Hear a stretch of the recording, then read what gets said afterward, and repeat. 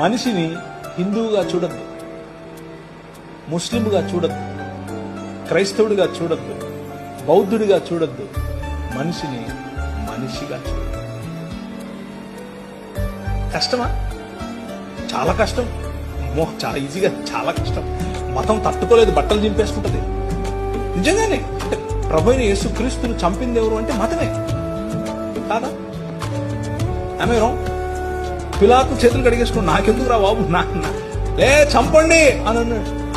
మతం నిజమైన మనిషిని చూస్తే బట్టలు చింపేసుకుంటుంది. ప్రధాన యాజకుడు ఉన్నాడు, యూదుల రాజుకు క్రీస్తు. ఏమి నువ్వు అన్నావు? అవును, నువ్వు అన్నట్టే. మనుష్య కుమారుడు ఆకాశ మేఘారుడై దిగివచ్చుట మీరు చూస్తారు అనంటే ఇంతకంటే ఎక్కువ సాక్ష్యం కావాలని బట్టలు చింపుకున్నాడు. మతము తట్టుకోలేదు మనిషిని. Try to live a real human life.